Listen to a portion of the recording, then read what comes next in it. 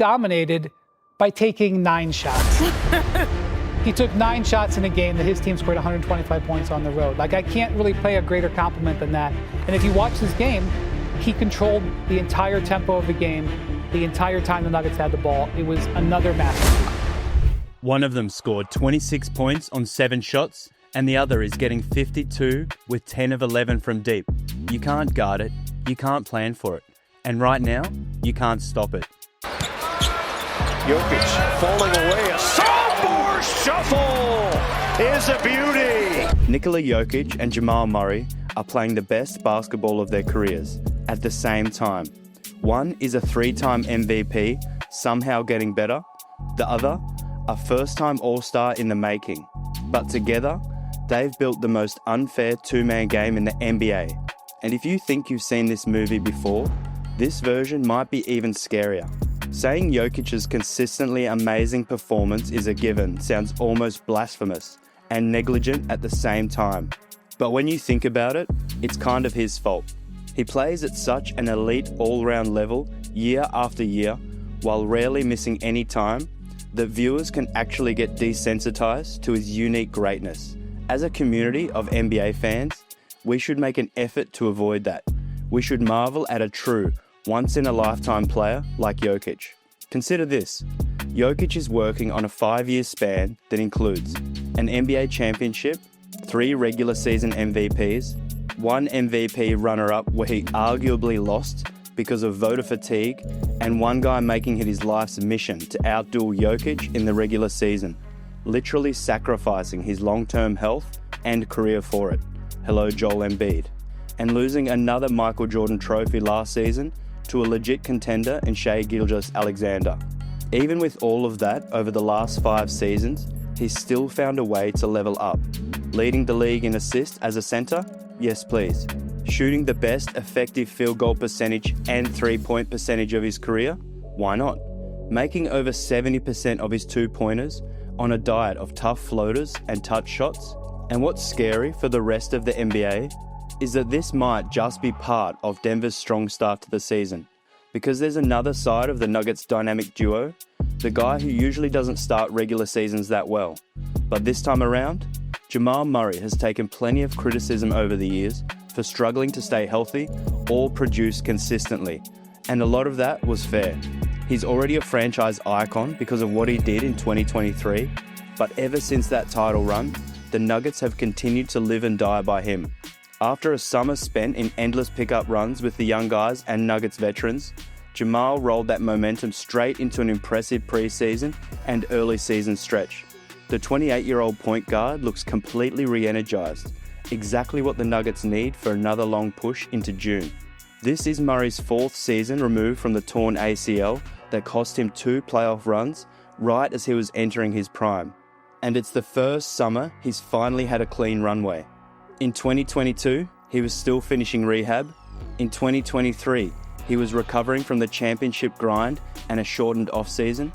In 2024, he was battling lingering minor injuries while trying to suit up for the Paris Olympics.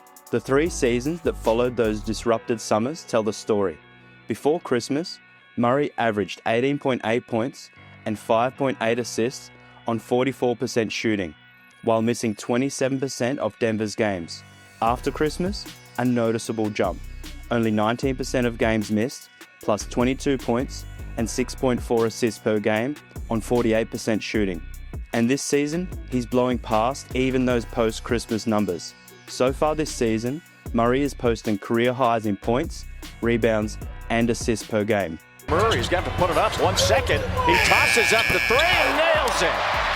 That's the one time Zach Collins needed to be up a little higher. Hitting his best percentage on 2s and firing up more 3s than ever with strong efficiency. Almost a decade into his NBA career. He has been everything the Nuggets could have hoped for and more. He showed up to camp healthy and ready, embraced a bigger leadership role, and vowed to have a career year without taking months to play himself into shape. Something that had become a frustrating trend. And for whatever reason, this time he's delivering. Murray is off to one of the strongest starts of his career. And it's no coincidence the Nuggets look locked in right alongside him. Beyond counting the stats, Murray has been his usual clutch, unshakable self in the fourth quarter. Denver fans have spent years falling in love with Playoff Murray, the guy who turns into a closer when the pressure spikes. And this season, that version of him showed up from day one. He's leading the Nuggets in fourth quarter scoring and putting up an absurd 50-50-80% shooting splits in the final frame. He's their finisher, their most dangerous perimeter scorer, and a massive reason why Denver is off to its best start in 40 years. At 28, Murray might be the best player in the NBA who's never made an All-Star team. His regular seasons have been solid, his playoff runs have been spectacular, yet the All-Star nod has never come. This year might finally be the one that breaks the streak. If he keeps playing at this level, and there's every reason to believe he can, he deserves real recognition. The All-Star conversation around him has been lingering for years, but if this pace continues, those debates are going to get louder and louder in the months ahead. Right now, Murray looks slim, quick, shifty, and more comfortable in October and November than he was in a very long time, and he's cooking. Everyone already knows the version of Murray who shows up when stakes are high, but this early season dominance is something different from what we've seen in most of his Denver years. And with Christian Braun already out, and now Aaron Gordon sidelined for the next few weeks, even more of the offensive burden is going to shift onto Jokic and Murray. If Murray sustains this level and keeps tracking wins for Denver, those calls for his long overdue first All-Star selection, right alongside his MVP counterpart, will only grow louder, and it's completely justified. And the crazy part is, it goes way past traditional counting stats. According to Cleaning the Glass, Murray is creating more of his own offense than ever. A career-high 66% of his buckets are unassisted, way up from his previous best of 58%. And even with that extra responsibility, he's thriving like he's back in one of those simpler, less demanding roles. The way he shifts in and out of breaks creates space both horizontally and vertically for those pull-up jumpers and mixes speed to carve out angles. He looks as bouncy and as fresh as he's looked in years, but now with nearly a decade of experience backing it up. Murray has always been a tough shot maker. It's a huge part of what made him a playoff legend in Denver. But this year, he's not just hitting tough shots, he's actually getting more easy ones off the bounce. He's shooting a career-high 53.3% on two-pointers and 49.1% on pull-up twos, also a career best. And per Data Baller, on creation play types, isolation, pick and rolls, post-ups, he's putting up a career-high 59.6% true shooting, 7 points above league average. It's easily the best mark of his career, and it's coming on the biggest on-ball workload he's ever had. 14.6 creation true shooting attempts per 100 possessions, which ranks 9th in the entire league. His handle has always been a weapon, letting him dance into dangerous spots, but now he's pairing it with a sharper pull-up game and a more dynamic driving package. Defenses are already struggling to stay with him through the pivots, the spins, the stop and pop jumpers. He's averaging 11.3 drives per game, by far the most on the Nuggets. Nikola Jokic is next at 3.3. And even though Denver doesn't isolate a ton, Murray still ranks in the 91st percentile in efficiency when he does. Every bit of that is weight lifted off Jokic's shoulders. If Murray keeps playing like this, helping carry the load and giving Denver another elite creator, he'll change the way the entire league has to deal with Denver's two-man problem. And this problem doesn't fully hit until you realize what's happening on the other side of the partnership. Nikola Jokic is off to a start that might be the strongest of his career. Jokic has 3 MVPs and 2 runner-up finishes in the last 5 years. So the fact that he might be having the best statistical start of his entire career in 25-26, that's not something to take lightly. We've seen Jokic drop monster triple-doubles like it's a warm-up. We've seen him average a triple-double for a full season, lead the team in points, rebounds, and assists during a playoff run, basically check every absurd box imaginable. But this year isn't some dramatic reinvention. This is Jokic entering a refinement phase, a subtle level up. It's more consistent playmaking, smarter decisions under pressure, better use of his size and strength, and far fewer emotional lapses. It's the same Jokic, just cleaner, sharper, and even more terrifying.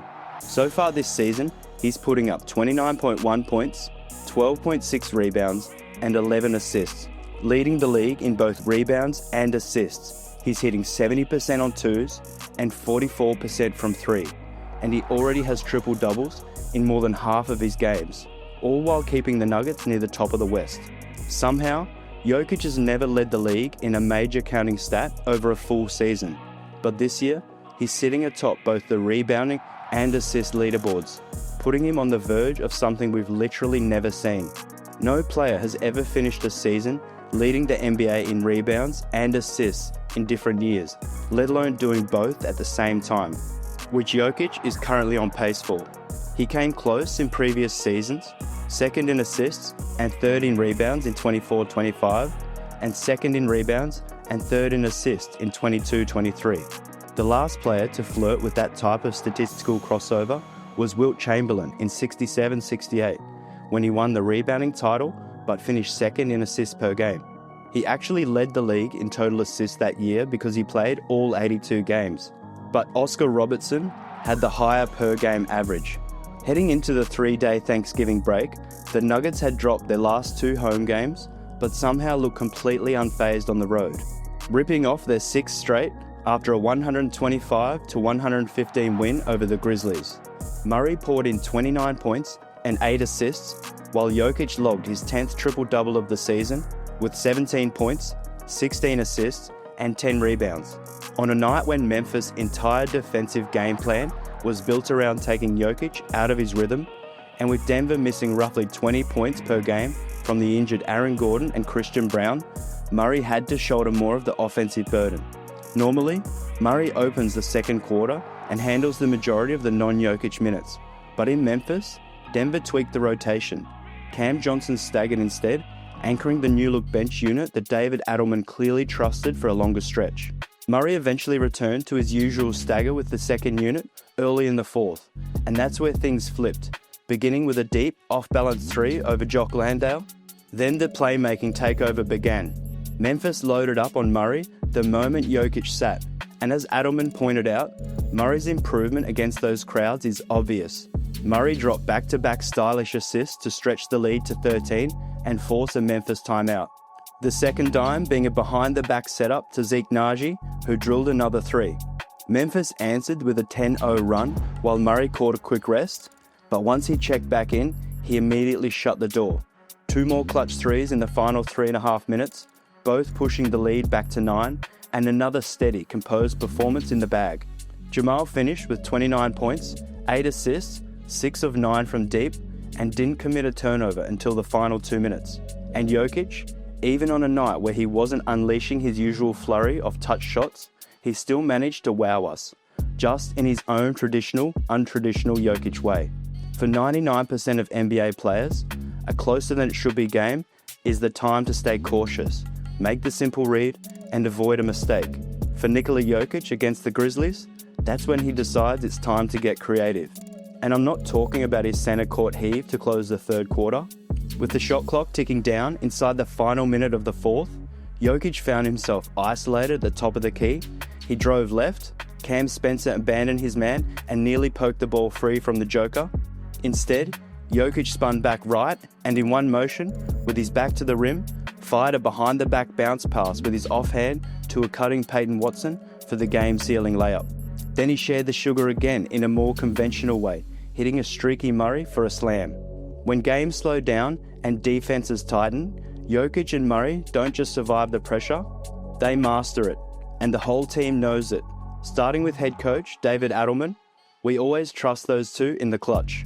The numbers only confirm what your eyes already know. Every win, every run, every clutch moment, it all starts with Jokic and Murray. They spearhead the best offense in the NBA, per NBA.com, at 123.9 points per 100 possessions. Their defense is 15th, still in the top half of the league, and less than 1.5 points from a top 10 spot.